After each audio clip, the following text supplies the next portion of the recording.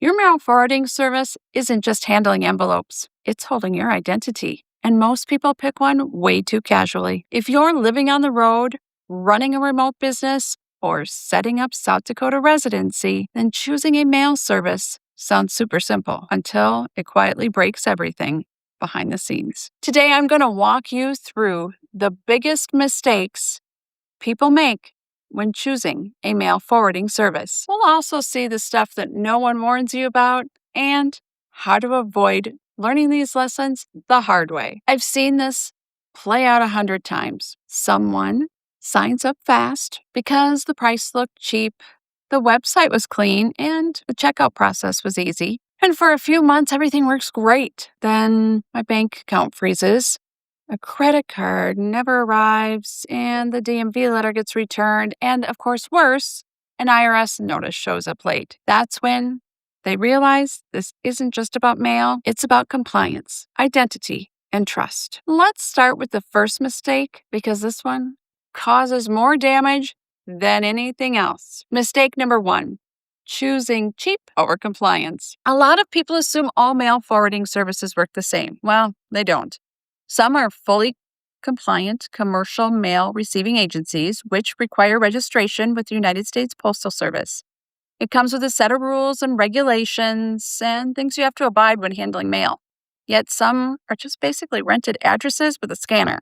The difference matters a lot. If a service doesn't properly identify your identity through a USPS form, cuts corners on record keeping, that can really trigger red flags with banks, credit card companies, and insurance providers, and even the state. And when those red flags pop up, it's not the mail service dealing with it. It's you. I've talked to people who have lost access to business accounts for weeks because the address they used wasn't recognized or legitimate. Others had insurance policies denied because the address failed verification, all because they saved a few dollars a month. Cheap mail forwarding often costs you way more later. Mistake number 2, assuming a digital box means human support. A lot of services advertise themselves as fully digital.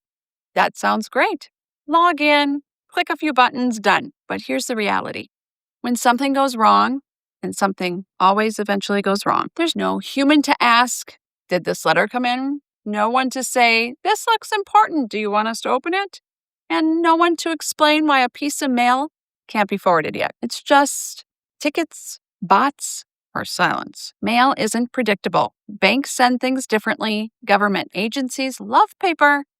And DMV notices don't care that you're traveling. When you're dealing with real-world documents, you need real people who can catch issues before they turn into problems. Mistake number 3, not thinking long-term. Most people choose a mail service based on what they need today. But mail is tied to everything you also need tomorrow. Driver's license renewals, vehicle registration, business filings, taxes, insurance, legal notices. If your service can't support those things as your life evolves, you'll eventually have to switch addresses. And switching addresses sounds small until you realize how many places you have to update. Banks, credit cards, payroll, vendors, subscriptions, government agencies. Miss one, headache begins. A good mail service isn't just about forwarding envelopes. It's about being stable to grow with you. Mistake number 4, not understanding South Dakota residency rules. This one's huge. South Dakota is one of the best states for residency if you travel or work remotely, but it has very specific requirements. The address you use, how mail is handled, proof of residency, that all matters. Some mail services market themselves as South Dakota friendly, but don't actually support residency correctly. They won't tell you that until you're stuck. I've seen people show up at the driver's license appointment only to be told that their address doesn't qualify, or they get their residency approved but later lose compliance because mail wasn't handled properly. Fixing that later is harder than setting it up correctly the first time. Mistake number 5, ignoring privacy and security. Mail isn't just magazines and coupons, it's legal documents, financial records, and personal information. If a service doesn't have clear processes for handling sensitive mail, secure scanning, controlled access, and trained staff, you're trusting strangers with some of your most important parts of your life. I always tell people this.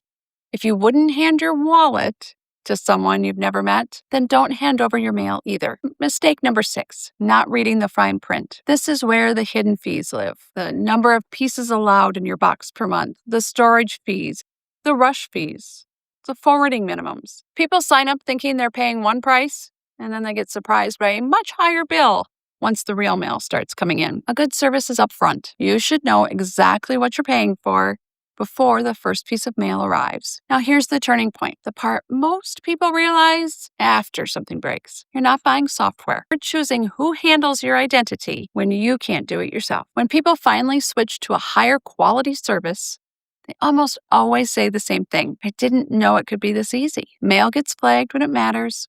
Questions get answered by humans.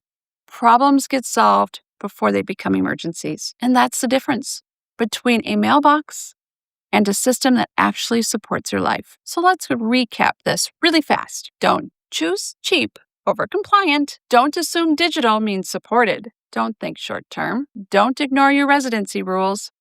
Don't overlook privacy, and don't skip the fine print. If you're setting up South Dakota Residency or thinking about it, grab our South Dakota Residency kit below and watch the next video, where I will break down the exact benefits of becoming a South Dakota resident.